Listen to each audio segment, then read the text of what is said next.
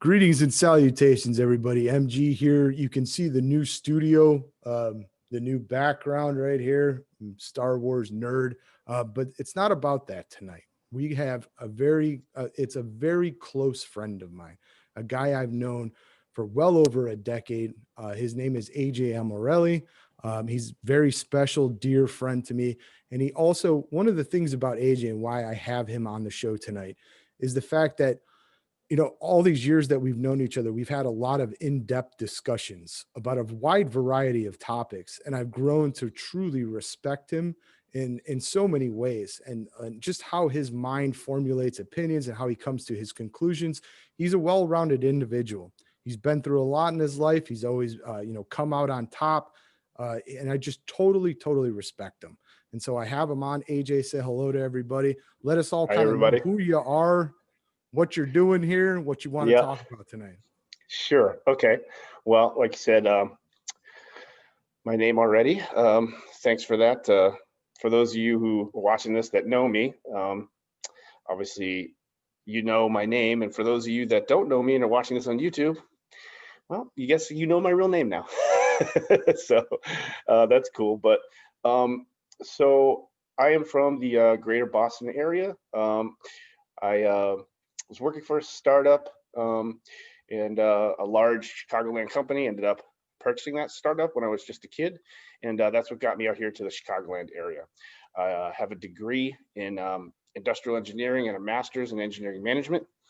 I spent the first part of my career once I got out here as a global manufacturing manager. So I had manufacturing plants, factory floors running concurrently on couple different continents, North America, obviously, Southeast China, probably the most relevant to our discussions. And because of that work, I was fortunate enough to spend a lot of time over in Southeast Asia. I've got, I think, 14 pages of Chinese stamps in my passport. So mainland China, Chengdu, Dongguan, spent a lot of time in Hong Kong, but a little bit of time in Beijing, but mostly mainland Southeast China in the, managing our factories. As a manufacturing manager who was wanted to transition into the sales space, I got to do double and triple duty when I was out in China. So I would get our factory floor set up, but then I would also go out to our customers, which were basically the largest EMS suppliers in the world. So these were the biggest electronic enclosure box builders like Foxconn, Celestica, Mytac. Now, what does an EMS or what does a box builder mean? So these are basically the Chinese companies that we've offshored all of our manufacturing jobs to. Right. Meaning Foxconn in particular, they're the largest one in the world. And they build your iPhone, your Samsung phone, your Xbox, your PlayStation, your Lenovo laptops, your HP, Dell desktops, and everybody else's desktops, even though they don't make those anymore. Everybody's electronic device, they make them. Okay. And so I've seen how the Southeast Asian low-cost manufacturing infrastructure operates, how the Chinese Communist Party is involved in high-level business. And as part of my double and triple duty, I was getting our production lines started up, going out as serving the sales function to those EMS suppliers, but also because of my academia in industrial engineering, I would go out to our component suppliers and go, make sure that our component suppliers their production lines were producing our components at a level that was acceptable to us. So I was working with engineers all the time on doing statistical process control, finite element analysis, all that stuff. So one of the things like what you just spoke about that I think would be very interesting for people to, I don't think people, I mean, this is just an opinion, okay? Take it or leave it, but I don't think people understand just how important and how much of the Chinese influence that they have in the United States because of their production and how that's changed the dynamic of our politics. The Chinese are heavily involved in the production of so many of our goods. And I just don't think people realize just how much of a world player and how much influence they've had in American politics over at least the last 20 years. It's like an earthquake. And I just don't think that's discussed in mainstream, media or on the internet and, the different social media sites. I don't think people ever are really told just how much the Chinese Communist government, which owns all of those corporations, right? Mhm. I don't think they understand just how much influence the Chinese have in the United States. And that's one thing I want them to become aware of, if Okay. you Uh, okay. Well, there's that platitude that you hear a lot these days, listen to the experts. Well, Mhm. if you want to talk about um, Southeast China and production in the US, its effect on our economy, IP theft, and all of those other things that exist in that ecosystem, I am the expert. Exactly. Okay. And that sounds like a backslapping exercise, which I assure you it's not. I'm just using plain language just to make it clear. Mhm. Um, Over and above anyone you're going to see on CNN, Fox News, here on the radio, I could debate any one of those people and blow them right off the planet. Bill Maher, anybody, doesn't matter because I lived it. I was responsible for offshoring production from the U.S. I was intimately involved in the costing structure. I can detail that for you. I can also detail exactly how they do IP theft and you know how much additional destruction that's wrought on our working class. Okay, I can tell you Yeah, exactly how they talk do it. about that. I mean, that's Okay, what so let me just kind of give you kind of the cost model here. Okay, so for instance, for the same production line, okay, that I had running in Lyle, okay, Mhm. I was paying a $12 an hour factory worker, okay, what's called their burdened rate. I would pay $22 an hour per person per hour burdened, which means their salary plus all of the fixed and variable overhead. So the lights, insurance, Mhm. all the other things that's attached to that person and their hourly rate. That's what burden means. Okay. Mhm. So if you remember, the first low cost manufacturing center we moved down to was Mexico, right? Everything moved south of the border. Now I moved our first production lines down to our plant in Mexico, right? I was paying $8.50 burdened per human being per hour versus 22, right? Man, When we I get moved to it. China, okay, I was paying $2.50 an hour burdened per employee. Makes you That's wonder why one they were tenth. throwing themselves off of buildings. They had to build netting in what was that? The Apple building, the Apple size skyscraper, I believe it was. Okay, I can explain. I can give you a story about that. So Foxconn, the largest EMS supplier in the world, the largest box builder in the world, they make all of your phones, all of your gaming consoles, all of your computers. Okay, one of their biggest, they're not factories, they're cities basically, and I'll explain. Is in a place called Shenzhen, China. Okay, Mhm. they call it Foxconn City. They built a city around their factories, but they're not factories because everyone lives at the factory. So let me detail that. So their advantage is that everyone that works on the production line lives in a dormitory. So you have this huge factory, and then you see all these like 10 and 20 store dormitories that look like you'd see, at a college. That's where all the workers live. They don't own anything. They don't go anywhere. They don't have cars. There's a little grocery store, there's a little daycare. They make their $1.50 an hour from the factory floor. Then they walk across the courtyard, go into their dormitory building, go up to their 400 square foot apartment that's Mhm. given to them by Foxconn. Okay. And the first time I went into the Shenzhen factory city, I saw these buildings, and then I saw these nets around like the fifth floor around the perimeter of the building. And I asked our handler from Foxconn. I said, "What's with the those net things?" And he said, "Oh, that's to catch laundry." And I could see laundry hanging out the windows because nobody owns appliances. They live in these small dorm rooms, right? And I just didn't think anything of it. So later that night, when I was with the guys from my factory, We were just, the beer starts flowing, and Hmm. we're eating all sorts of amazing food. And one of the guys is, I'll never forget. He kind of nudged me and he said, those nets that you asked about. I said, yeah. He goes, that's not to catch laundry. I go, what do you mean? He goes, that's to catch body. I said, catch body. What do you mean? And he made a little thing, run and then jump. And I was like, It's people just, jumping it's, off the buildings? And he said, yeah. I said, what do you?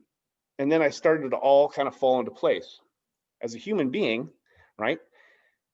You can't work all day for $1.50 an hour. I mean, it's basically being a slave. Okay. You it's don't own communist anything. paradise. You don't own anything. You have no personal worth. You don't have any self-esteem. You live in a little closet, 500 yards from your factory floor that you spend 12 to 16 hours a day working on, building phones, getting carpal tunnel syndrome. And eventually you just can't take it and you jump off the roof. So I digress back to our, that's Well, just I a mean, little just anecdote. not to interrupt you, but I mean, that's the communist paradise, right? That's the paradise. Well, that is the unfair global advantage of the communist authoritarian regime, is that those conditions it wouldn't even be possible here in America, right? It wouldn't be possible for me to build a factory and then build an apartment complex next to it, and then let everyone and then pay everyone that works for me $1.50 an hour, but I let them live in that apartment complex and I feed them a bunch of crappy food and pay someone $1.50 an hour to watch their kids. That would be it would be it would never even come close to remotely happening. That's all illegal. But when your Right now government, it is. right, well, but when your government is an all encompassing authoritarian regime, and it controls not just governing the people, but all of the industry, all of the information, you don't have a voice. There's no voice. So they can oppress their people to their heart's desire. And what Yeah, do I they mean, choose to do? if anybody speaks out against that, what happens to them? They They end disappear. up, yeah, they end up, Yeah, on a train car, and yeah, this is true. They end up on a train car and they're yeah, sent special places in yeah. China. So Um, I just want to make sure, I want to go back to so all of that is communist oppression of the worker and the working class, and all of that results in, right, an unbelievably unfair advantage that American companies then capitalized on, right? mhm. Because now, instead of having 25 people getting that you're paying $22 an hour burden to make your Apple phone, now you've got 22 people you're paying $2.50 an hour. Now you're paying a tenth of your labor cost. And do you know what that does to a bottom line of a $900 phone? Now imagine 7 billion of those phones. You can imagine. Mhm. Okay. So when they signed NAFTA, that was basically the beginning of the end. That was Mhm. basically an open door policy. We have the only way for us to combat that would be through tariffs, right? Because the idea is when you make something over there, you gain all that advantage through an oppression of a people and an unfair wage Well, practice. let's just The only call it way what to it is. Slavery. I mean, Yeah, that's what it is. and the only way to equalize that monetary advantage, it would be to tax it on its way back in. Mhm. But they don't do that. That's what NAFTA is. Okay. In a nutshell, that's what NAFTA is. It started in Mexico and it went to Southeast Asia and all the other low cost manufacturing centers of the world. That's the advantage. And then you have a completely lopsided trade situation, right? And then there's all sorts of other stuff in China. I mean, I could go on for hours, so maybe I'll just kind of let you kind of direct from here where you'd like to go. You know, it's all interesting. And one of the reasons why I have you on the show is because you have these experiences that I don't have. Okay. Mm-hmm. I can only look at things from a certain position. But if you're actually a person that's been there, operated, life experience, you saw, you were there, you lived it, you did business.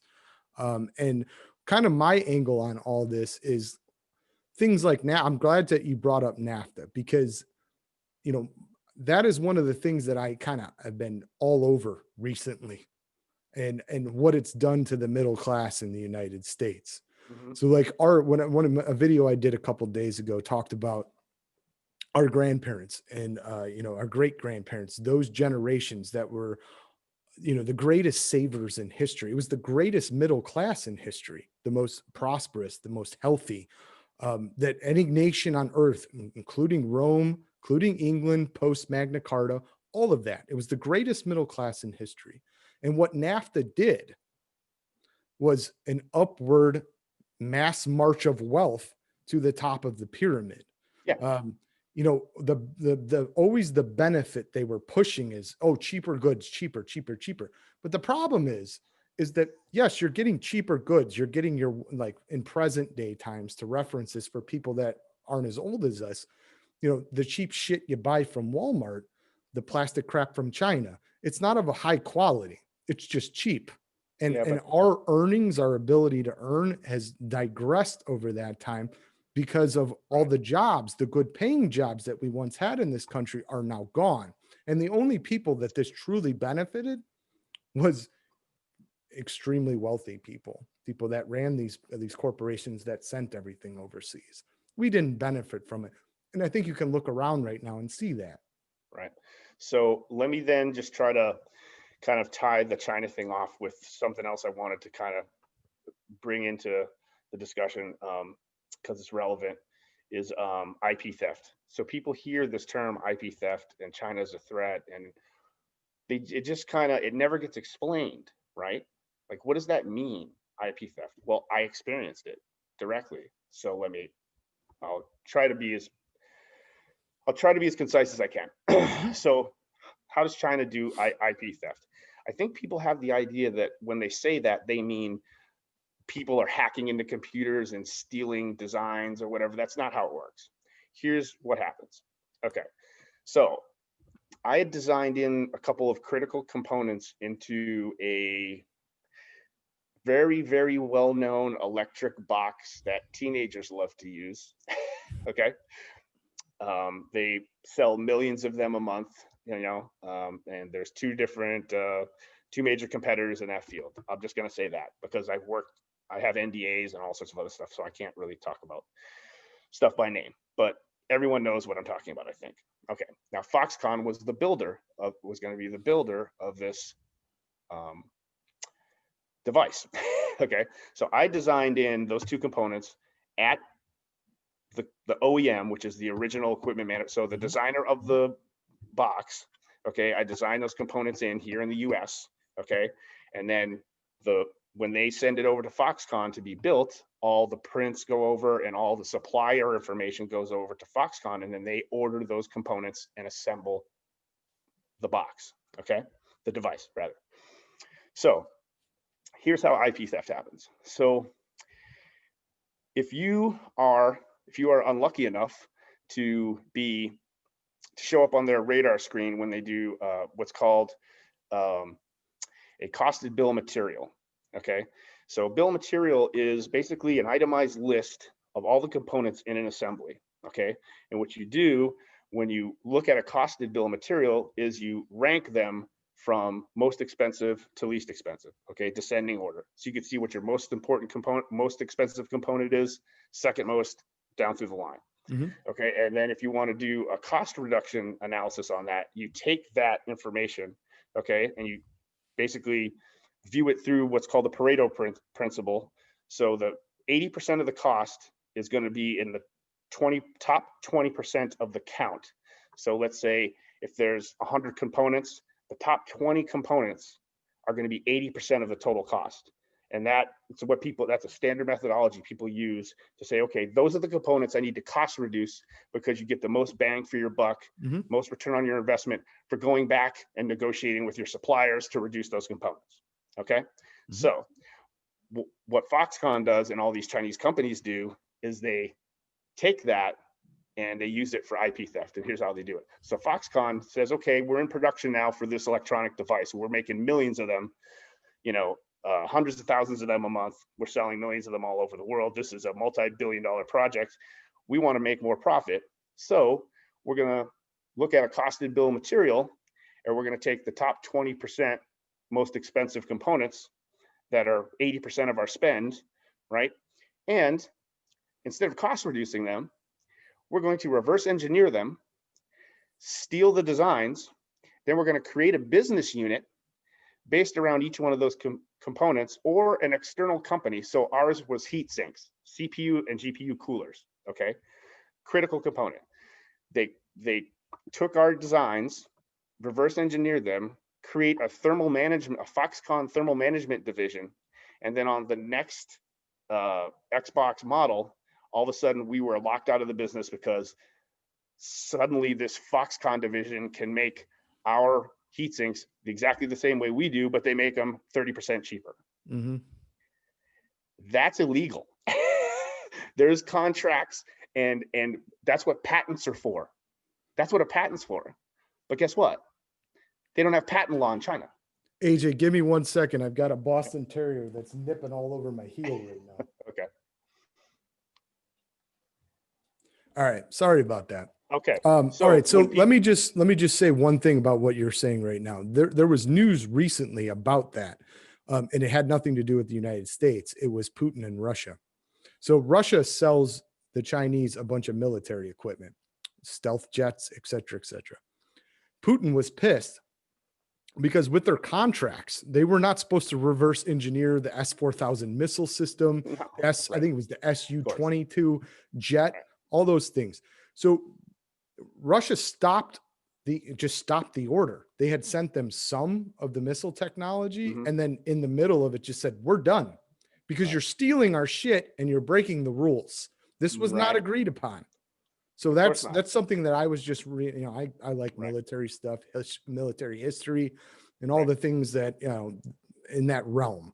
But I did see that, and I don't know if you saw that too. But no, but that doesn't surprise me. But let me finish this off here. Yeah, go ahead.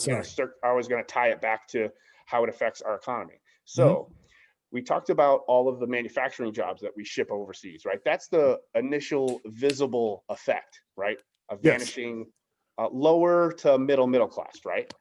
But what IP theft that I just described affects is the upper middle class, because I got laid off from that job, and so did 22 other people, because I was doing $65 million worth of business one year that disappeared the next because they stole our IP. So now they're working up the chain. So they've obliterated the lower working class from the factory jobs. But when they steal IP, engineers, buyers, CEOs, general managers, those are the people that are now getting laid off. Is your skilled class. Yeah, and what AJ is talking about with IP, the acronym, it's intellectual properties. Am I correct? Yeah. Okay. So they're stealing a design. Sure. Yeah. They're stealing a patented design. Right. That's what protects innovation, right? When you innovate something, you have a skilled group of people that design a thing that that separates from you from the marketplace. Your intellectual property. You send the drawings, the models, and you fill out a patent application. You send it to the patent office, and that's what patent pending means. And then you are protected until they issue you the patent number, and then you're protected for 20 years, I believe it is. Okay, that's the process. There's no patent law in China. Our government, the people that did NAFTA, they knew that. They knew that. They knew this was going to happen.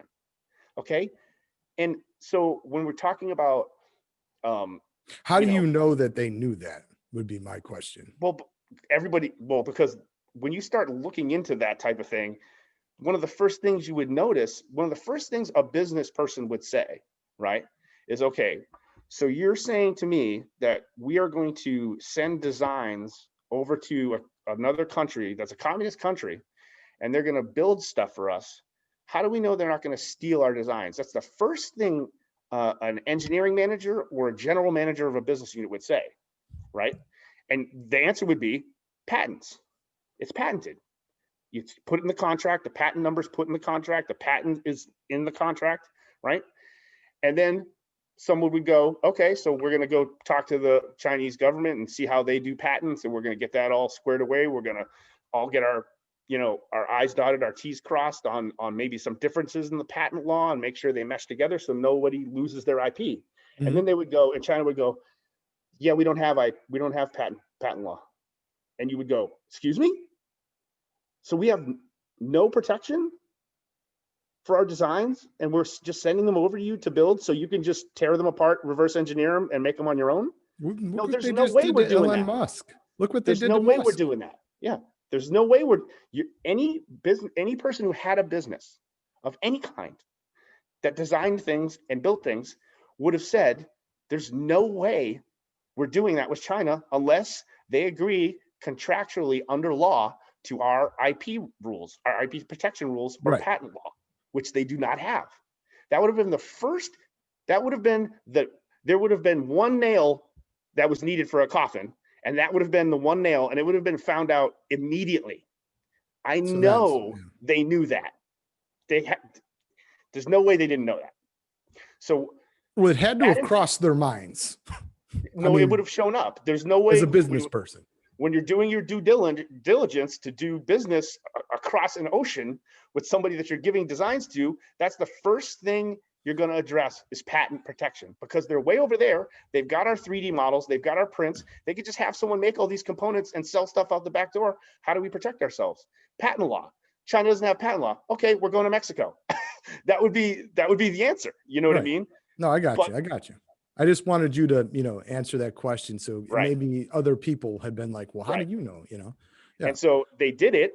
Why? Because it was a 10x reduction in labor cost. Remember what I said? A $12 an hour employee is 22 burdened, and you pay $2.50 burdened in China. Imagine that on a 45-person production line that makes an iPhone. Imagine the additional profit margin you're making per iPhone, per 7 million iPhones per month, right? Oh, for sure. Just do the math. And so they went patent law, no big deal. Well, now patent law, the fact that they're stealing all our IP and all our designs is now working its way up from the lower middle class jobs all the way up to engineers and all the people. The only thing we have left in this country is highly skilled labor, intellectual property, innovation, technology. But we shipped it overseas and didn't protect it. And now that's being eroded. Okay. So when we talk it almost feels like this was by design. I mean, that's what it feels like to me. By a certain set or group of individuals with a long-term purpose, in my opinion. Okay. So here's where I want to talk about the ethos of your channel and how we wanted to kind of frame our discussions and the directions we wanted to take. People might be thinking now, here comes the conspiracy theory. Well, I want to just let everybody know here, we're not doing that. I'm going to touch on conspiracy theory in that term maybe later, because I do want to touch on that, because there are conspiracies everywhere that are real, but we'll talk about that later. But we're not going to go down the Bilderberg group, the mega group, the cabal of this or the cabal of that. Here's the reality of that conspiracy. It's not the sexy one. You know what it is? It's just profit margin. Of course. A bunch of rich guys wanted to reduce their labor cost per iPhone by 1,000%. Yeah. So they could go from a multimillionaire to a billionaire. That's the conspiracy. That's it. I agree. In my opinion, and I would consider myself an expert on it. So that's just my opinion. You know me, but my viewers or potentially viewers, they don't really know me as a person. And I try to make this a point at all times. This is not about lizard people or from Dueling Suns or, whatever. You can go and search all that crap. That's not me. Interdimensional pedophile gargoyles that smell like sulfur. Yeah. All that spurg bullshit. Yeah. Exactly. I've never heard that one before. I'll check that out later. But no, that's not what I'm bringing here, bro. No. That's not what I want to roll with. I mean, I want to know what happened, why, how, who did it, right? Yeah. I'm not going to go on some crazy fucked up tangent about all these other crazy things Right. that people are, sending out into the ethos, the word you used Exactly. And earlier. so that's why I wanted to just go into that little bit of detail. So when you hear about China threat, IP theft, offshoring, I just tried to give all as much of a detailed summary as I could, how things happen, what the threat is, the details of how it happens. And I could tell, if we wanted to go deep dive on China and all the other stuff that they do, I could tell you some things that you wouldn't believe. Yeah. So before you do that, let's right before Next the subject. election, okay, there was a certain laptop that was being discussed. Okay. And I don't want to get into the child porn stuff or any of that. Okay. I just want to talk about a certain element that relates to the discussion that we've been having here. And the reason why there was a certain corporate news media that pretended like it didn't exist. Not all of them, but the vast majority of them. And that was because it tied our politicians, one of them in particular who was running for president, into business with China and his dealings with China and his way of keeping it from sticking to him by using his brother and his son in. And it's not just him. Okay. Nope. The Republicans were doing it. The Democrats have been doing it. Anybody who's on the take, who is a politician that's there for not to serve the people, but there as a career to benefit themselves. They go in telling you on camera just all these wonderful things they're going to do for you. But then they get to Washington, D.C., and they may even have had the best of intentions when they were elected. But then when you get to Washington, you understand that if you want to stay in Washington, you have to play ball. You have to govern. It's running a campaign is different from actually winning and then governing. Okay. There's two different things. Yeah.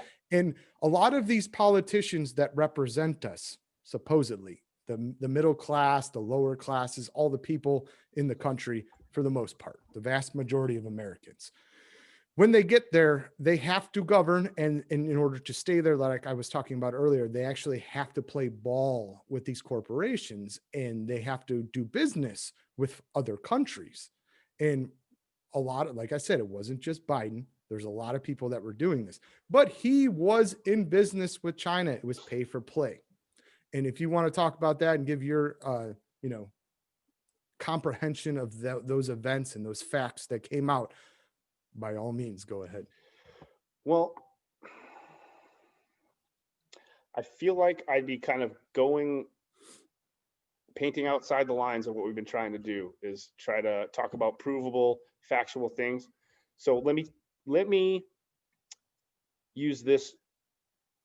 Let me tell you this, and maybe this will kind of maybe validate what you were just talking about.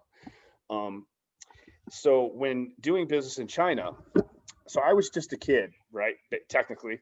And I didn't have the experience yet. And I was just learning as we were bringing China online, and I was starting to go out and do actual business on the sales side and on the supplier side, and starting to, try to win business or try to give business to a supplier, right? So I was on both sides of the supply chain. And on a couple of different meetings, a rebate was discussed. So there was a price for a component, okay?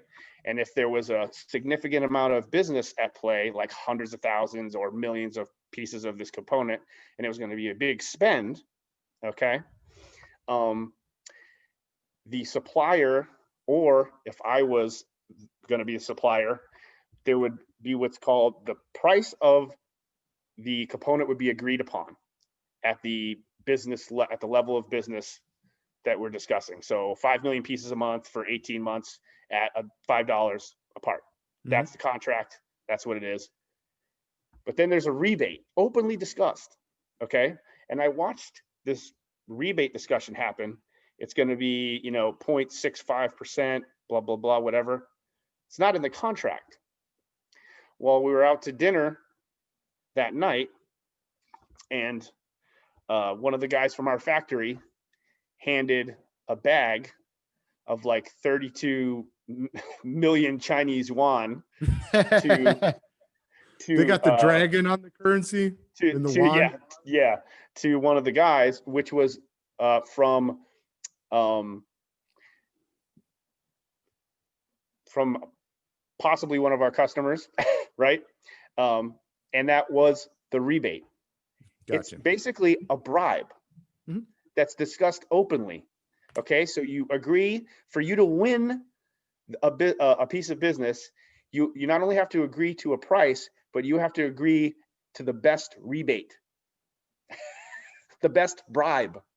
Okay, so that's what happens in China. So when someone's talking about 10% from the big guy, Hunter Biden gets a, $1.2 billion, for his Burisma, you know, investment fund in China. Listen, man, don't. That stuff is standard operating procedure, standard business. So when you hear about politicians and their connections to China, you're like, well, why? Wait a minute. As an American politician, as an American, okay, let me just say it this way. As an American, we have values, right? We are for freedom, right? We're Mhm. for equality, equality of opportunity, right? We're for human rights, right? Now, okay, these are our core values, right? We're Mhm. not perfect, but you know what I'm getting at. We Right. have a free Western level of human rights values that we hold as part of as the tent poles of our society. Well, why would all of these politicians be attached to China when they are horrible with human rights? They censor. Their Google is censored. You can't. There's no external Google. Like when you go into China, I would actually have to get a VPN to say I was in Germany just to get real Google when I was inside China. You cannot get external Google. You get Chinese Google, which Google actually censors for China. I And know. I why? read about that. I read about Why that. all Yeah. this? Because of money. Yeah. Why would politicians be attached? Why do you hear about politicians talking to China when they're our business enemy, right? When they're our ideological enemy? Why are so many politicians cozied up to China?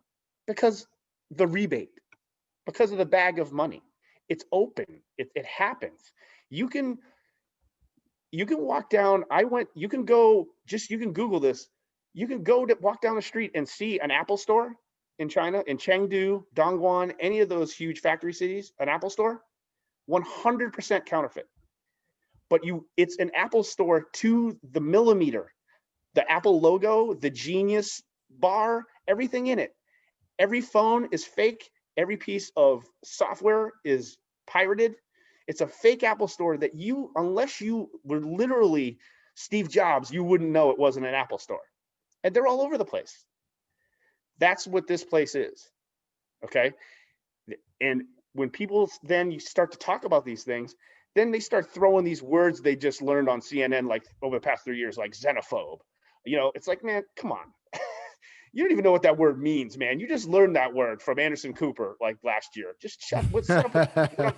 What I'm talking about, I'm not talking about the Chinese people. The Chinese people are the ones they're miserable. This is not their Most of them. idea. Yeah.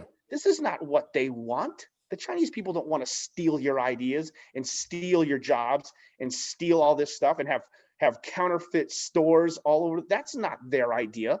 That is the Chinese Communist Party government and their symbiotic relationship with the industrial power class in China. That's what happens when you give all the power to a very small amount of Small people. group of people. Yes. Yep. And I so agree. when people start talking about socialism and communism and all this stuff, I'm like, do you even know what you're talking about? When people bring up socialism, I'm like, wait a minute. So your idea, you're saying you want to lift up the Well, poor. You AJ, want to be fair, let me just no, interject here for a second. The education system in the United States that they're teaching these kids a new yeah, form of what socialism means or what communism was. And it's what they're doing is they're painting this beautiful picture of what it is. So it's And propaganda. right, I know. But in reality, what it is out there for everyone. All you have to do is open up historical books, historical record, and you can see communism in action.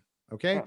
There's a difference between the classroom broad painting that is stroked out there by the teacher, the professor, excuse me, versus what is the actual real life Yeah. application of it. Right. And that's why I was trying to explain that in detail. What did I see with my own eyes? What do I know actually happens today? And that's what I mean. And Exactly. that is not xenophobia. That's not being a xenophobe. That's describing a small monarch class of people that control the government, that control information, and control commerce.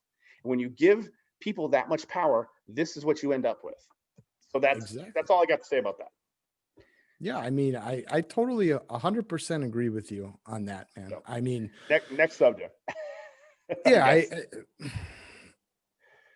it's tough. I feel horrible for the Chinese people. I do. I've watched a bunch of documentaries on from different sides of the spectrum about what's going on in China. I've watched a ton over the years, and I feel horrible for those people because I see how they're treated and I see how they're used. They're like cattle.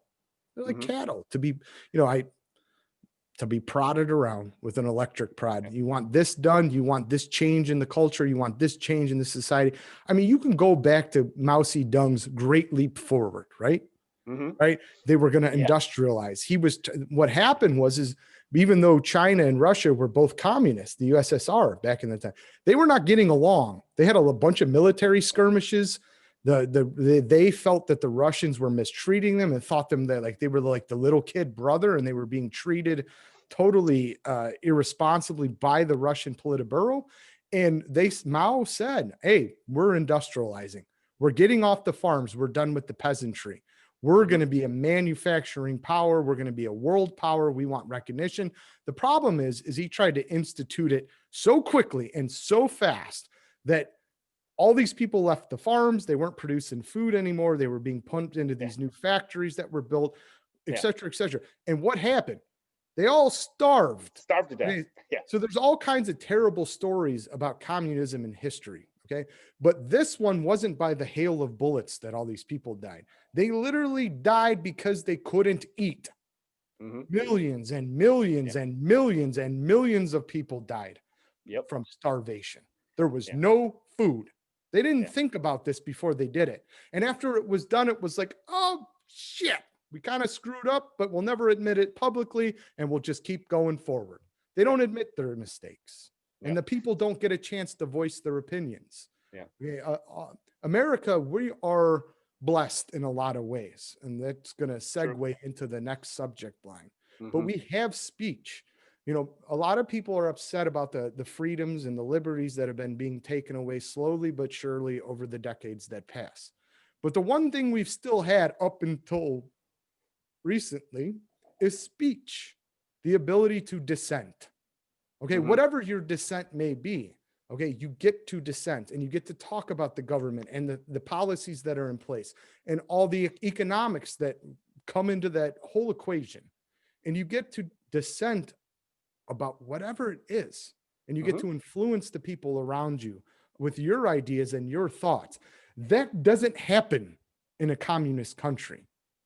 Okay, that doesn't happen in a fascist country. And the differences between fascism and communism aren't that grand, bro. There's not a lot of variance there. They're authoritarians that control their populations. Yeah. It's all now this picture you see behind me, why did I choose this? I love Star Wars because I'm a Star Wars nerd, dude. You know that. Everyone else knows now. Okay. This helmet, okay, with the stormtrooper, a lot of people will recognize that. And then the American flag that's across it. I picked this for a reason, it has sentimental meaning to me. And that is, the term patriot being abused now. Okay. Being a patriot is somebody that loves your country. It doesn't matter if you're all the way over here on the political spectrum or over way here, or you're in the center, up, down, doesn't matter. The definition of a patriot is somebody that loves their country with all its warts, scars, beauty, whatever it may be, along the historical timeline. Many mistakes have been made by the United States, many unbelievable, incredible things that they've done for the world or created for the world, continuing democracy, Western style, Greek, all that shit that we took from the Roman Empire, the Greek, all the things that we've championed, equality, some of the things you talked about earlier in the video. They're trying to turn the word patriot to mean some negative connotation or terrible attachment to it, so that when you hear the word, you think bad. It's not. It just means you love the place. All that's good and bad. And you know, that is why I picked this, because it represents what they've tried to make us into and what we really are. And now we're the stormtroopers for good. We're the guys that are the rebellion, the resistance against what's coming, or what I believe is coming in the future. Yeah, it's kind of like shooting someone in the back of the head for wearing a hat that says "Make America Great Again." Sounds insane, doesn't it? On its face. Yeah, I think that would qualify. Yes. Yeah. And I'm just gonna leave that there. All right. So where we want to go next? Here's a quick ender on China. You know, you can always tell who an actual Chinese national woman. They have a mannerism, and this ties back to their oppression. I can wait. What do you mean? If you're ever in like a place of business or out in public, okay, and you think you're talking about in China? No, here. If they've come here from China, they bring this trait with them. Oh, okay. A Chinese woman, if you tell a joke or make a funny kind of quip or something, and you get them to laugh, a Chinese woman will cover their mouth, okay, turn away and giggle and walk away from you because they're not allowed to express emotion. They do that to this day. So that's a communist paradise. That's all I got to say. All right. Next one. All right. So yeah, we're segueing into the censorship that's going on over the last couple of days. You know, you can run with it. I'll just say this right off the bat. I don't care where you are on that political spectrum, right? Left, center, doesn't matter. All of us can champion free speech. All of us. Because when you go back again and you look at history in different nations, when free speech is taken from a population, a people that lives or resides inside that nation state, it starts with a certain group that whoever's in power at the time with whatever their goals, aims may be. Okay. Yeah. It starts with a certain segment that they go after to shut up. And then gradually, as they run out of those people to quiet and censor, they start going across the board and just censoring anybody and everything. But that first wave of censorship, let's call it the first wave, which in our country now is being led by the tech giants like Twitter and Facebook. And there's others, but they're the first wave to see what we're willing to accept. Yeah. And this is the first wave coming in to attack, you know, Trump or maybe some other representatives or senators that they do not like their speech. And they're saying it's a security problem. And that's why they're doing it. Zuckerberg wrote like a 5-paragraph thing to all the Facebook users, which was just a crock, in my opinion, a crock of shit. Okay. They're trying to scare people, and they're using what happened in Washington, D.C. by a select few, by a guy with no shirt on, tatted up, and Viking horns. They're trying to portray them as the great coup d'etat in the United States, the attempt to control and take over. A guy running off with a Nancy Pelosi speaker podium with a smile on his face. These are the guys that they're trying to portray as the great terrorists that try to coup d'etat in the United States, which I'm just dying laughing. And that's not to excuse that behavior. I was watching that going, these idiots are so dumb that now what they're doing is going to cause the general population that's watching this to try to connotate that all Trump supporters or people that voted for him, Of course. or even if they didn't, as that now. Anybody that resists is now the guy with the Viking hat and Nancy Pelosi's lectern running out the door. That's all of us now. That's the message. When that couldn't be the farthest, it's the farthest thing from the truth. Yeah. Yeah. That's not the reality. Okay. Yeah. Yeah. But what I'm trying to say is that it doesn't stop with the Viking guy. Okay. It gradually gets worse and worse to where there's no such thing as free speech anymore. None for anybody. And what these guys on Facebook right now, because they perceive that their team won, Biden won the election, or they're whatever it is, they perceive that they're victorious right now. So they're going to reap the rewards of the victory in this weird world that we've created with social media. But they don't understand how dangerous that is for them, their families, their future. They don't understand. And they're poo-pooing this and they're making light of it. And they're getting their bunches and their jabs in right now because they think this is some meaningful victory that they won. And that's what's scary to me. And it's scary to Molly too. And she's really upset if you can see her face. So go ahead, man. I mean, go ahead and have a, I actually had that very discussion today. I said,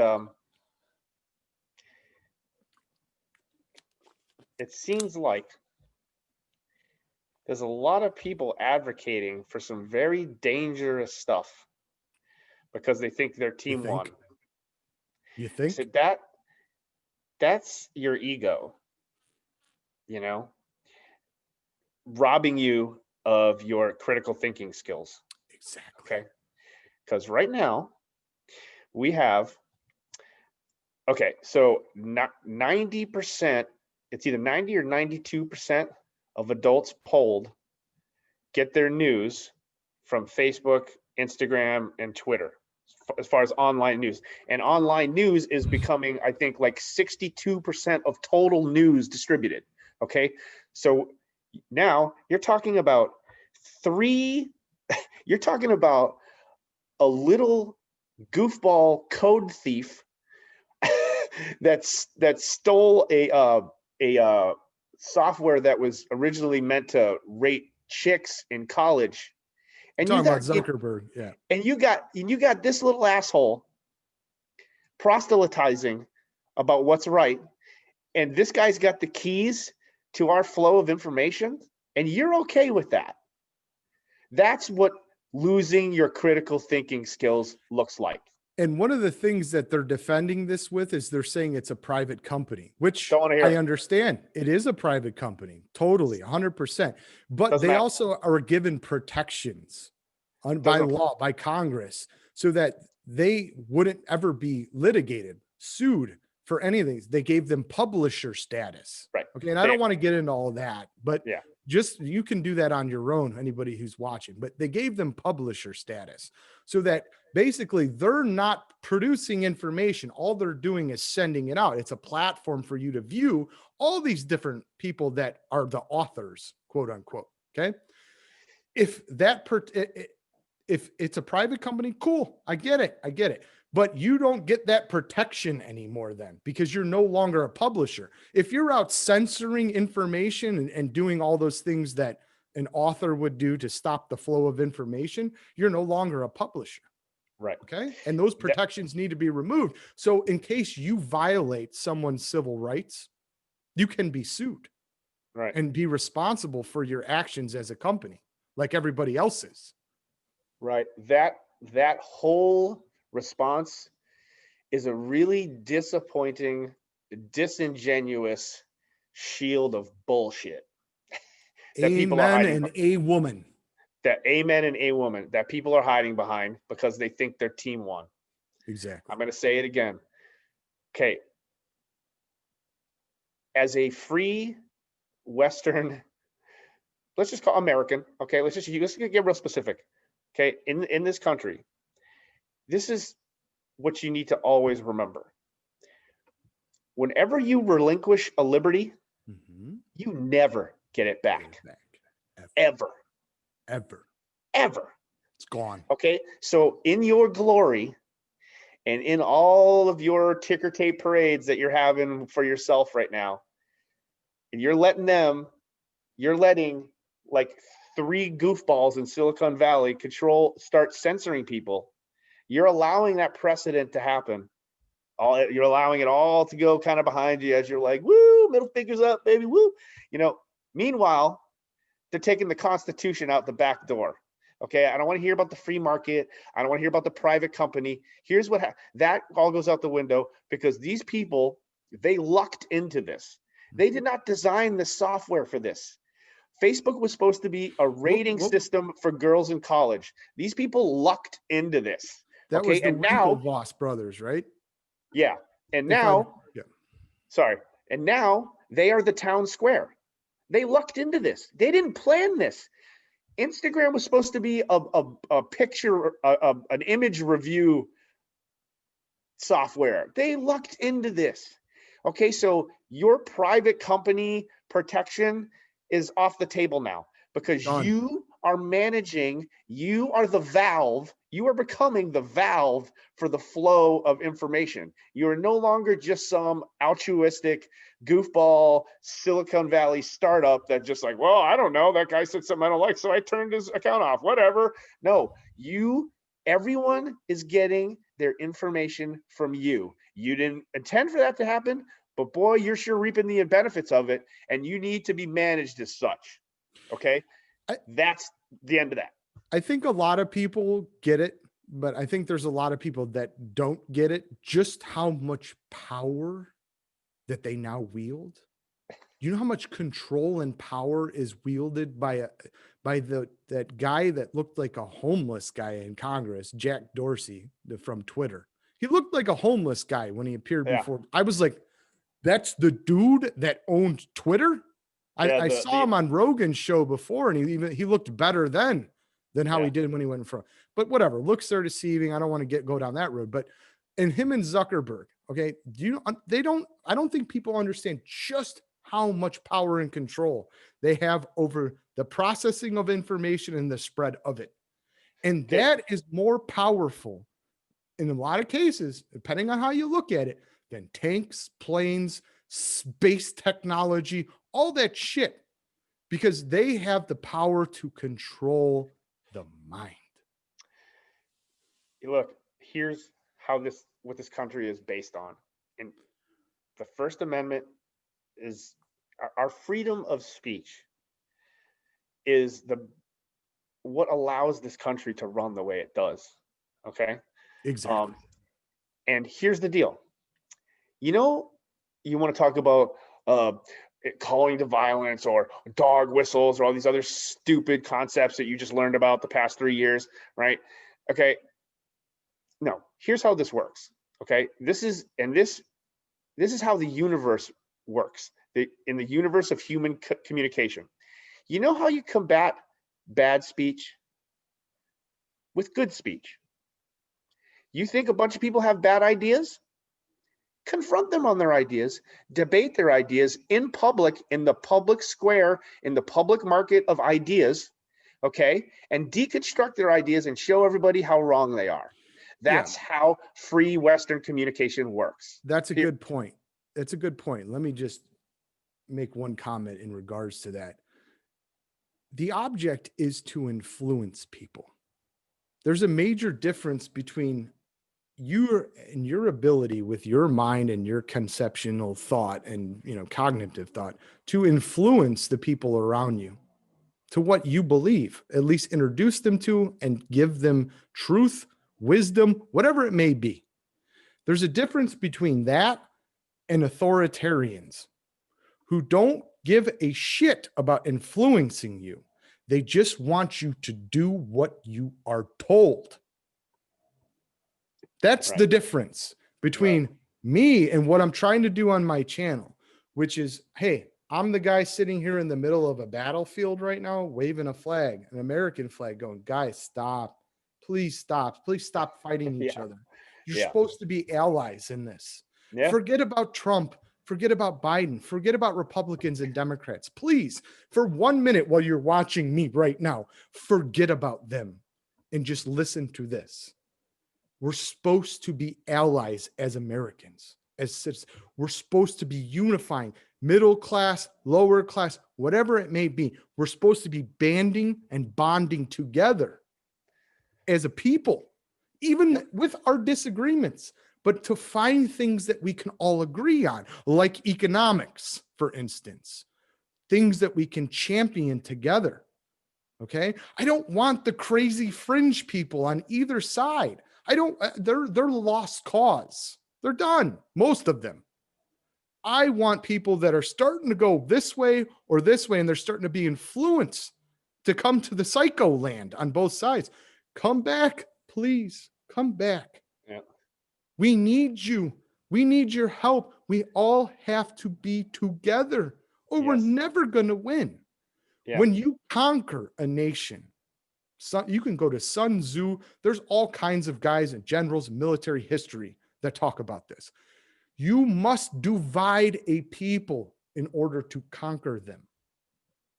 And there are elements, in my opinion, in our society, at the way up at the top, those guys you were talking about earlier, the billionaires, who don't care how they get from point A to point M on their graph. They just want it done. Whether that's pandering to certain segments that are consumed by race or gender or whatever it may be. Those are just two examples. They don't care how they get from A to M. They want M done. And whether it doesn't matter how much problems they cause, how much division, how much anger, suffering, all that goes along during that process, as long as point M is reached and their lives aren't affected by it. Well, all of us are down here on the battlefield launching, like I talked about in a previous video. It's World War I style warfare. One trench, one trench. They launch mortars, take turns, charging the field, while the other side machine guns them down on social media. It's a disgrace, and it's anti-productive for us, not them. They don't care what happens to us. Is really, they don't. And I think I can say that because of the history. Go back in the history of the last 40, 50, 150 years, and you can see a progression that backs up my opinion on this. Take it or leave it. But my message is for all of us to come back to the middle, come back to, like, just harmony, peace, and we can fight. We can have our little discussions over the arbitrary things, but we need to figure out what the things are that will move us forward and progress and become unified. And that's what I want. Yeah. I mean, I keep trying to reiterate, I've been having a lot of discussions, if you will, on Facebook recently. Because it's really the only, I'm not really a social media guy. I do actually use it so I can look at my friends. I love seeing my friends. I love my friends. I hope they all know that. But I've been getting into some terse conversations, and I think, one thing I've tried to reiterate, when somebody starts proselytizing about, using like a Trumper or a libtard or a this or a that, I'll start getting into a discussion like, okay, well, you're accusing this side of X, Y, and Z, but your side has done A, B, and C, and they're actually worse. So do you even know that your morally superior platform is really a bucket of steam? And then I always end it with the qualifier. I'm not trying to beat you in an argument. I'm not trying to own the libs. I'm not trying to do this, do that. What I'm trying to illustrate is that there isn't a side. You don't have a side. You think you're on a team. You're not on a team. They wouldn't piss on you if you were on fire. Okay? What is that an opinion? No. How do I get there? This is how I get there. They all vote for the same wars. They all vote for the same bailouts. They all vote for the same bailouts of the banks. Okay. They all vote, they all take money. Go look at who contributes to their campaigns. They all take money from big pharma. They all take money from big energy. They all take money from the hedge fund guys. On and on and on. Here's an example. Okay. Führer Newsom over there in California, right? He had that, they've got the most draconian lockdowns, in the whole country, right? He's one of my favorites. Yeah, he got, him in his wind tunnel tested hair doing those laser white teeth, sociopath. So he's telling everybody, hide in your bunker, you can't work, everybody's homeless on the streets and blah, blah, blah, but just stay home because I said so, right? Then what do you see a picture of? You see a picture of Newsom a couple of days later, right? Having a dinner indoors, which he lied about, with 20 other people, no masks, even on the table, right? Yeah. But let me go a little bit further. That's the second time he's been caught, by the way. Yeah, but I'm tying it back. Why was he at that dinner? What was that dinner? You know what that dinner was? It was a birthday party for his favorite lobbyist. He broke COVID, his own draconian COVID laws for his favorite lobbyist. Listen, man, you don't have a team. You don't have a morally superior left team, right team, up team, down team. There's one team. There's Washington, D.C., and then there's the rest of us. It's one big club. You ain't in it. As George Carlin said. And to sit there and to insult, to belittle to other private American citizens in that guy's name, in Nancy Pelosi's name, she's worth $100 million. How is that possible? Did you see the same from the other side? That ghoul McConnell, and all those other neocon warmongering assholes. And you're going to talk, you libs and dumb libs, I'm a Republican. Yeah, dude, you guys, listen, man, you all vote for the same wars, the same bailouts. You take money from all the same people. There is no side. No, that's a great point. Let me stop you right there. Let's talk about the bailout or whatever, the stimulus in March. Ugh. $5 trillion was printed digitally for corporations. And then a little bit of cheese for the rest of us. Yeah. No fanfare, no nays in Congress, none. Just do it. Boom. All right, good. Then we come up to this they were fighting about actually doing another stimulus for quite some time. So much bullshit was involved in that on all sides. And then the latest one, they finally agree on a $600 number. To me, that's not important at all. What I got pissed about is, and I see somebody like Rand Paul, okay? I loved his father. I don't have the same respect even close for him that I did for his father as a politician, Ron Paul. But he's out on the floor with Johnson from Wisconsin, and they're all, pandering, poo-pooing to the small little itty-bitty Republicans base that's left, that still has and holds to libertarian, economic policy. And I watched them bitching about going to 2000, going through their list of bullshit they've been saying for years and years and done nothing about. And I'm just horrified by it, because I agree with them that our expenditures are ridiculous in this country, but it's all their fault. What has gone on here is their fault. And now you lock down the country. All these people lost their jobs. I was a restaurant manager, buddy. Like, the restaurant industry has been decimated, destroyed, done.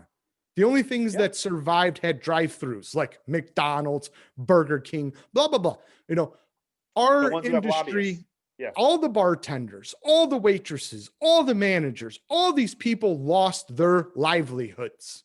Yeah. And this asshole can get in front of Congress and talk about how they print money, which is backed by nothing and only kept in place because of Bretton Woods, the deal we have with the Saudis and the Chinese who buy treasury bonds and underwrite our debt and just make interest off of it. Then the interest payments are still good enough for the Chinese to continue to underwrite it.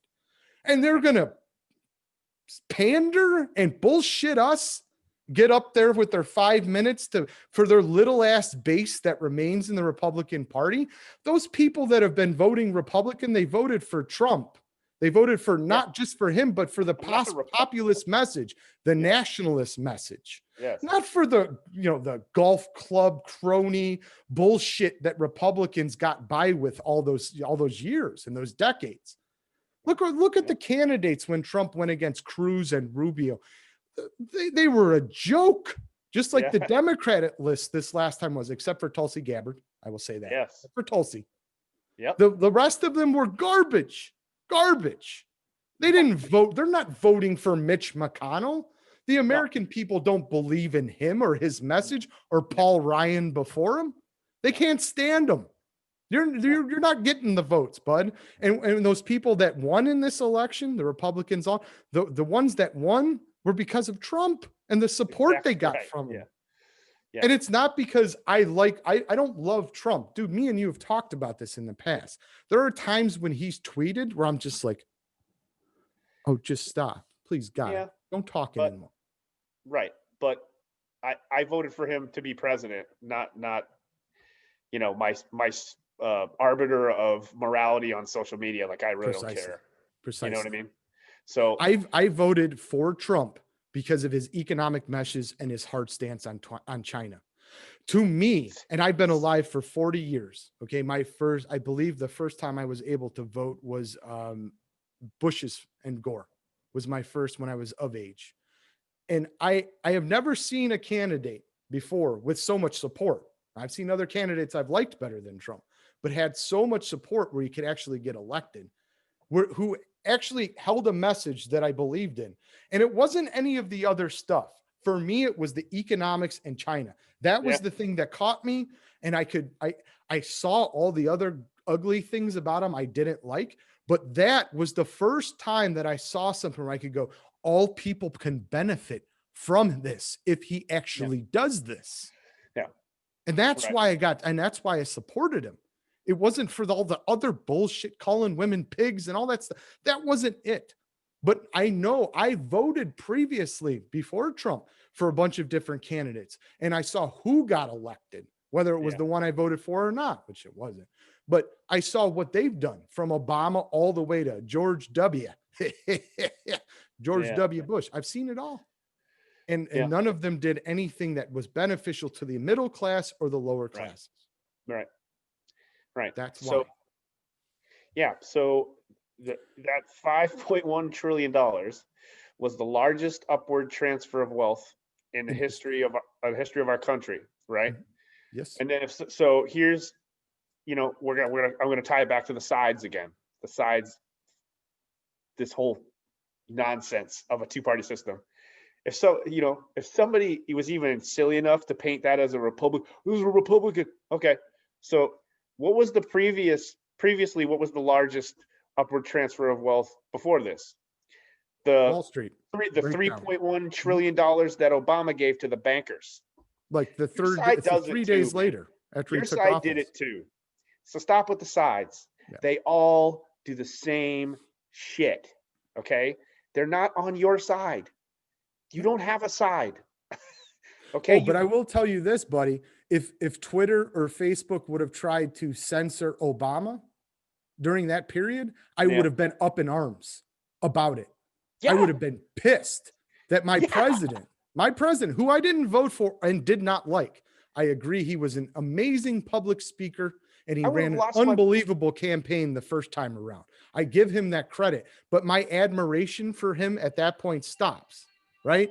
Yeah. But like the whole thing is if they censored my president at that point in time, that's a man insane. I didn't even vote for and didn't like, I would have flipped.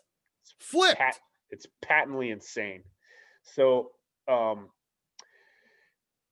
right. So we covered the sides thing. I mean, for anybody that knows me, that has seen these conversations go on, I want to reiterate. I'm trying to illustrate the point that we're on our own. You, me, you guys that I'm arguing with you because I'm trying to wake you up to the fact that we're on our own.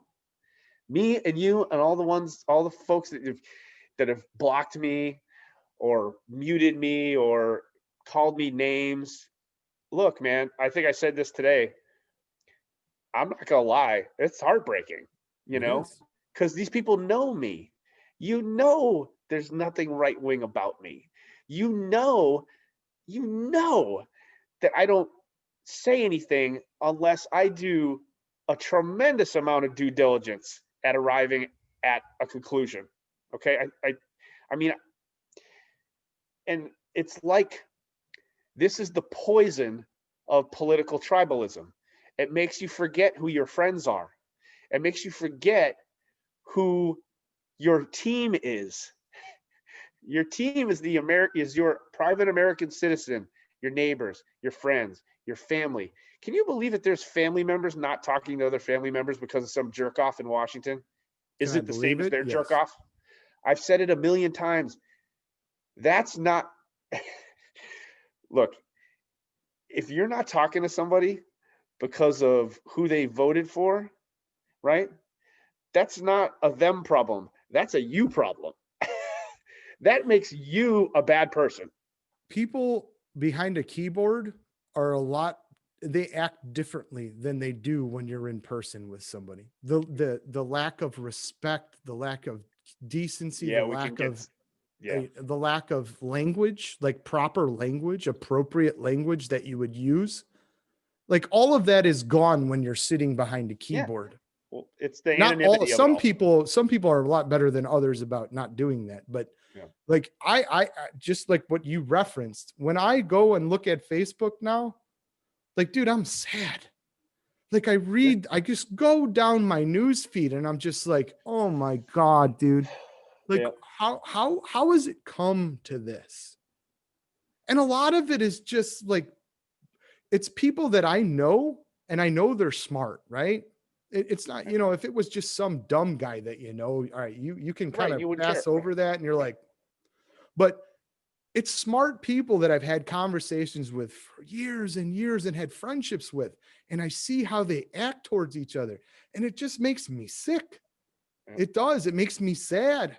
And I've done such a good job recently of I just ignore. I pick and choose Yeah. where I'm going to comment now, but I just avoid it all Yeah. I because it's guess. not worth.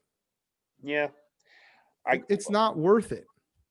Yeah. My angle is that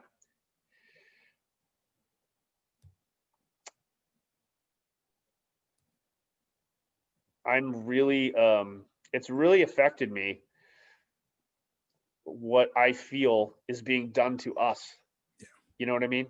I agree. By the media and how they're capitalizing on, see what they're doing at a base level is they figured out, people figured this out decades ago, but as we grow and learn and become more technologically advanced, in our, not only in our day-to-day lives, but in we become better at learning. We learn more faster, right? And people have figured out that they can capitalize on tribalism. Okay, humans are tribal pack animals. It's our DNA. It's how we operate. Okay, and they found they can attach all sorts of different things to that tribalism. There's political tribalism, there's gender tribalism, there's Skin race color tribalism, tribalism. and Yes. they're I don't even call it capitalizing. race. It's skin color, skin pigment They're politics. all immutable qualities to me. To me, if you want to use a scientific term, I use a lot of those. People get sick of it. It's an immutable quality, a quality you can't control. You were born that way, so Exactly. that's a non-factor. It should be a non-factor anyway. So it, they're capitalizing on our own human nature to divide us. For And then this is where, once again, this is that bifurcation. What I think of, where this channel goes one way, and then all the black helicopters and the and the info wars goes this way. I want to stay this way, right? When people say, well, why would they do that? Why would the media blah blah blah blah blah? It's like, I hate to disappoint you, man. I don't have a group with black robes on. You know, there's no gargoyles. There's no spirit cooking. It's just ratings, man. Look, Rachel Maddow makes $30,000 a day. And Do you think she cares about the truth or how divided we are? Dude, they read teleprompters. That's what they do. They're Ivy League teleprompter readers. They're That's all they are. glorified teleprompter readers. I could do that. I'm And just not that as good woman, looking. that woman has lied. They sell, dude, AJ, let's just call it what it is. They sell their soul for their and they look increase. And when you talk about that, right, there's something I like to reference. So there was a peer-reviewed huge psychological study done recently, which here was the conclusion. It was about wealth and empathy. Okay. Mm-hmm. And That's a favorite word, empathy. Yep. And I love that word. This study came to the following conclusion: that Americans, once they reach an individual salary of $250,000 or higher, at $250,000, you start to lose empathy for human beings. I wouldn't know because I've never made that money, so I can't comment on this. But the higher you get, the farther north you go of $250,000, the less empathy you have for human beings across the board. Okay, not just the peasants, but you become almost sociopathic.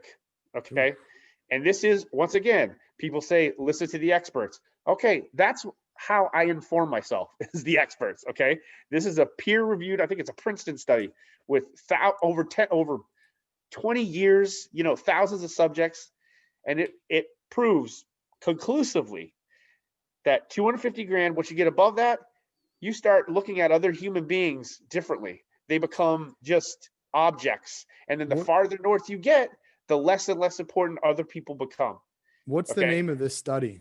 I can't remember. I wish we had. I'd love to have like a screen that I could pop up and share with you. It shouldn't be hard. You can find it if you search. Yeah, well, anybody can. You can. Jimmy Dore and a couple other people have done segments, have done shows about it as well. Hey, dude, like you brought up a name right there, Jimmy Dore, right? If someone listens to me talk or watch it as a friend with me on social media, would automatically think that me and Jimmy Dore would be like political enemies, right? We're not. Like, I love his show. I watch his show all the time. I recommend it to everyone. I've commented on there. I've talked to, I can't remember the lady's name that works with him on the show, but I've talked to her personally, individually on the side. Like, I love his show. Do I agree with everything that Jimmy Dore says? No, I don't. No. But there's so much that me and Jimmy Dore can agree on that's what you focus on. That's what we all need to be focusing on. It's as a people. It's not just that. I think to me, here's the crux of it for me. I feel everyone on mainstream media, Fox, CNN, MSNBC, they're all compromised. They've proven that they're what's called a bad faith actor, right? And what that means is that they will lie, they will cherry pick, they will say whatever they need to say to either force a narrative, to steer influence one way or the other. They'll say things that aren't true. They'll lie by omission. That's what a bad faith actor is. Right. Jimmy Dore is a good faith actor. And here's how you know that. He's a progressive Democrat, and 95% of his shows are criticizing the Democratic Party. That's why I listen to Jimmy Dore. And I do the same for like Kyle Kulinski, The Hill, Crystal Ball, and they've got a progressive Democrat and a conservative sitting at the same table that are friends in real life, and they do the news straight up. Yeah, I mean, I love the show. I know exactly what you're talking about. So, if anybody does it and hasn't seen it before that's watching this, check it out. Yeah. But what they all have in common, and what I search for, is that they will criticize, and they spend the most time criticizing their own party. Why is that important? It's super important. Because your own party, those are the people that you require something of when you vote for them, right? Meaning, I'm giving you my vote, okay? For that vote, in exchange for that vote, I want A, B, C, and D. Hey, you ran on A, B, C, and D. We're on the same team, and you gave us none of those things. I have to now criticize you for not doing what you said you were going to do. I need to hold you accountable for not doing what you said you were going to do. And that is not incentivized. That is actually, those people are they can't do it to them anymore, but those people have no incentive to do that. Look at all the richest people in media. They are all giving tongue baths to their respective parties all day, every day. Those are the people that make $30,000 a day. But when you don't do that, and you're like Jimmy Dore, right? But you're getting millions of views, and he's criticizing his own party every day. That's what I look for. Yeah, I agree. If you're just a cheerleader, I don't want to hear it. I'm not interested. Well, the freedom for me is that I am not a Democrat or a Republican. I don't have a team. And I do that purposely because it allows me to critically analyze each situation, each event, like how I need to as a person to find truth. And then based off that analyzation, I will take a side on certain issues or whatever it may be. Sometimes it's an issue that I'm like, shit, man, I understand this. I understand this. I don't even know where I stand on it yet, but I wait. I don't make a decision until I know for a fact that's how I feel. And I won't try to peddle my bullshit to people if I'm not totally 100% in belief of something. Right. And I know it to be true. And that's without even saying, bro, and this needs to be said as well. I don't know about you, but for me in my life, there's been so many times where I have been dead set that I know for a fact that I am right about something. And then I run into a human being or whatever that has a conversation with me, or I read their book, or it's a internet blog or whatever it may be, where I'm getting the information from, where it changes my mind.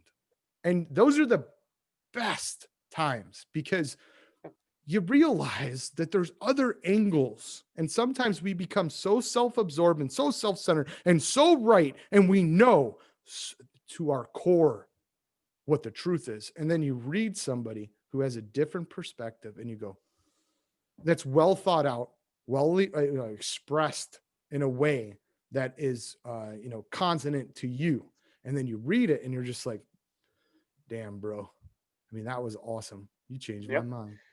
It's something I really try to focus on.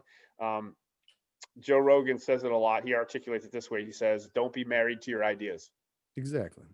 Right. Yeah. So, okay.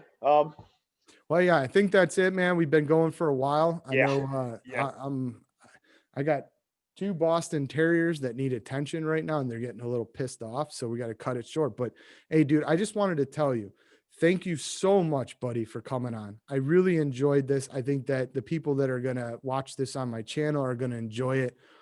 You were just wonderful to have as a guest. From the bottom of my heart, thank you very much. Oh, of course. Anything I can do to help support you. If I'm going to be not self-serving, but if I'm going to be a little self-indulgent, I really would like to go into some more detail about some of the things we talked about. So anytime you want to invite me on, just let me know. Dude, you're always welcome to come back. We will do this again. There's no question about that. It's just whenever you're ready, we can do it again. Okay. Yep. Okay, all right. man. I love you, buddy. Thank you so much again for coming on my show. Everybody, I hope you enjoyed this. I think there's a wealth of information here, especially in regards to all the things that were going on in China when he was on the ground and experienced it all, and from a business perspective and from a social perspective. So I think there's a lot of quality stuff there for everybody to ingest and enjoy. And again, if you're watching your first time comer to the channel, please click like and subscribe. It helps us get our message out. And I just truly appreciate it if you like the content I provided today, and AJ did as well. Thanks, guys. Have a wonderful evening. We'll see you soon.